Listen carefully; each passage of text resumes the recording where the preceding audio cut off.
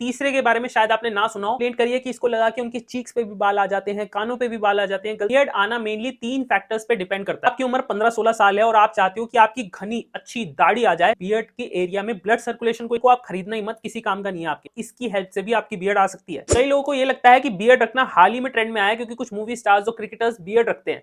लगता है आपने हमारे छत्रपति शिवाजी महाराज का नाम नहीं सुना।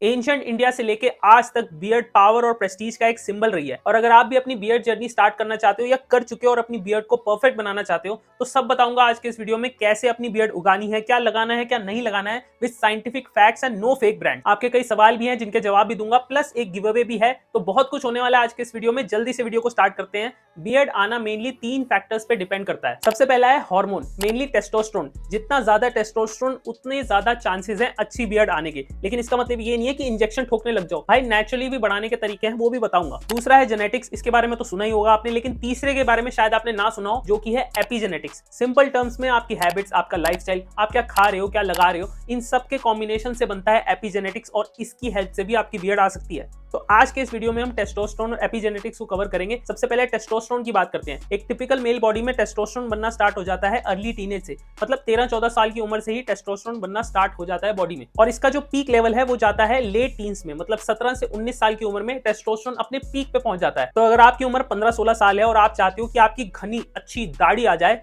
तो भाई आपकी दाढ़ी भी आपसे यही कह रही है, आ रहा हूं बहनचोद, गाना गुच्छा इंसान के।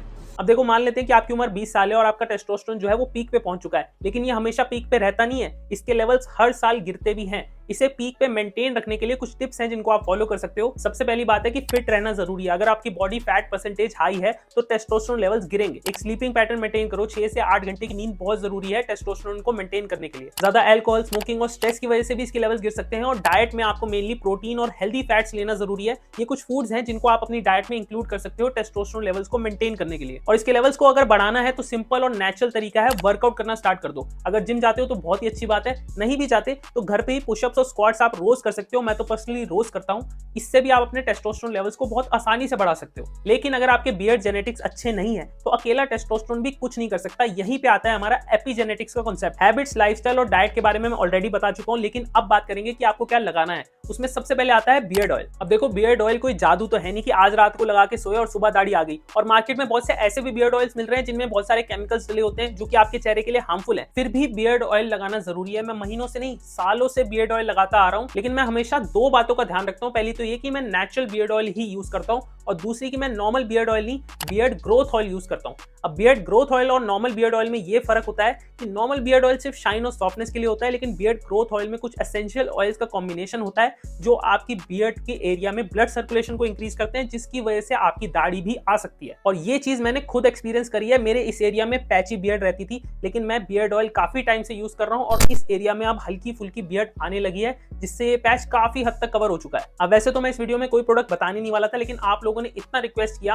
कि बता दूं भाई आप कौन सा बियर्ड ऑयल यूज करते हो, तो मैं आपको बता देता हूं कि मैं यूज करता हूं मुस्टैक का बियर्ड ग्रोथ ऑयल। अब भाई कोई पेड प्रमोशन है नहीं। देखो, पहले ही बता दूं कि अगर आपका चेहरा बिल्कुल चिकना है ना, एक भी बाल नहीं है, तो इस बियर्ड ऑयल को आप खरीदना ही मत, किसी काम का नहीं है आपके। लेकिन अगर आपकी चिन पे या मूंछ वाले एरिया में या साइड्स में हल्के फुल्के बाल भी आ रहे हैं ना, तो आप इस बियर्ड ऑयल को यूज करना स्टार्ट करो। कंसिस्टेंटली 3 महीने तक यूज करो और आपको डेफिनेटली फर्क दिखेगा। पहली बात तो ये जो मैं बता रहा हूँ प्रोडक्ट वो 100% नेचुरल है, तो बिल्कुल भी टेंशन मत लो, कोई भी इसे यूज कर सकता है, कोई साइड इफेक्ट्स नहीं होंगे। दूसरी बात, इसमें बहुत से एसेंशियल ऑयल्स का कॉम्बिनेशन है। मेनली जोहोबा ऑयल और चेडारवुड ऑयल इसके अंदर डला है, जो कि आपके बियर्ड एरिया में ना ब्लड सर्कुलेशन को इंक्रीज करता है। जो आपके डोर्मेंट हेयर फॉलिकल्स हैं, जो हेयर फॉलिकल्स अभी खुले ही नहीं है, एक्टिव नहीं है, उन्हें भी एक्टिव करने में ये हेल्प करते हैं। मैं पर्सनली इसे दिन में 2 बार यूज करता हूँ। एक बार तो सुबह जब मुझे बाहर जाना होता है तो मैं इसे लगा के जाता हूँ, उससे मुझे शाइन और सॉफ्टनेस मिलती है बियर्ड में। और रात को मैं उन एरियाज में ही स्पेसिफिकली इसको लगाता हूँ जिन एरियाज में अभी पैची बियर्ड है, अभी बियर्ड नहीं आ रही है, और मैं लगा के सो जाता हूँ। इससे मेरे पैची एरियाज कवर हो रहे हैं। अगर खरीदना है तो एकदम कंसिस्टेंसी के साथ यूज करना, रिजल्ट जरूर मिलेगा।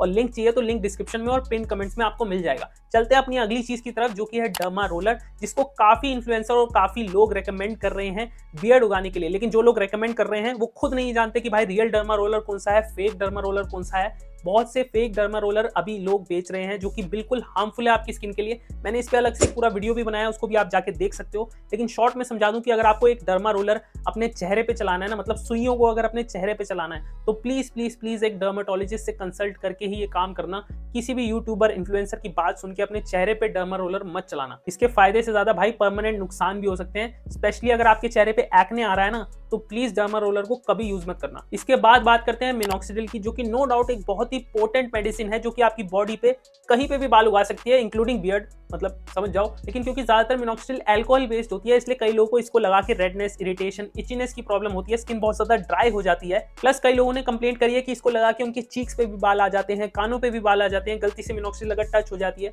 तो वहां पे भी बाल आ सकते हैं। और अगर इससे आपकी दाढ़ी आती है तो आपको इसको लगाते रहना पड़ेगा उन इफेक्ट्स को मेंटेन रखने के लिए। इन सब बातों को जान के भी अगर आपको मिनॉक्सिडिल का यूज करना है तो आई रिकमेंड कि आप किसी मार्केट से या ऑनलाइन मिनॉक्सिडिल मत खरीदो, किसी डर्मेटोलॉजिस्ट या डॉक्टर से कंसल्ट करके ही वो जो रेकमेंड करे उसे ही यूज करो। अब बारी आ जाती है आपके कुछ सवालों की। सबसे पहला सवाल है कि आप बार बार शेव करने से दाढ़ी आती है? देखो ये काफी कॉमन मिथ है, ऐसा नहीं है कि आप शेव करोगे। देखो शेव आप स्किन के ऊपर कर रहे हो, जो हेयर फॉलिकल है वो स्किन के अंदर है, तो कैसे शेव करने से दाढ़ी आ सकती है? देखो बालों की थिकनेस जरूर इंक्रीज हो सकती है, लेकिन ओवर टाइम दाढ़ी नहीं आएगी। किस एज में फुल बियर्ड आ जाती है? देखो इस सवाल का जवाब सबके लिए अलग अलग हो सकता है। किसी की 20 साल में आ जाती है, किसी की 25 में आती है, लेकिन नॉर्मली देखा जाए तो 25 की एज तक आपकी ठीक ठाक दाढ़ी आ ही जाती है। बियर्ड उगाने का सबसे तेज तरीका, नो डाउट इसका जवाब मिनॉक्सिडिल ही है, लेकिन मैं एक एग्जांपल से समझाता हूं। एक है रमेश और एक है सुरेश, दोनों को ही दिल्ली से आगरा जाना है। अब जो रमेश है वो चला रहा है अपनी गाड़ी की 140 160 की स्पीड रख के, उसको जल्दी पहुंचना है, और दूसरा है सुरेश, वो चला रहा है 70-80 की स्पीड से बिना कोई रिस्क लिए। तो आपकी मर्जी है कि आपको जल्दी पहुंचना है या सेफली पहुंचना है। क्या हम अपने बियर्ड एरिया पे मस्टर्ड ऑयल या कोई भी ऑयल लगा सकते हैं? तो देखो अपने बियर्ड एरिया पे आपको कोई भी ऑयल नहीं लगा देना है। देखो ज्यादातर ऑयल्स की कंसिस्टेंसी थिक होती है और आपकी स्किन को वो पेनिट्रेट नहीं कर पाते।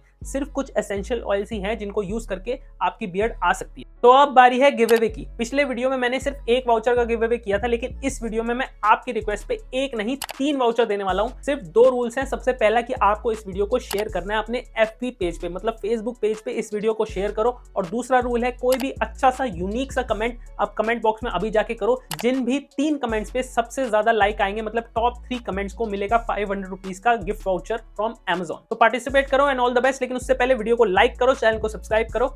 नमस्ते।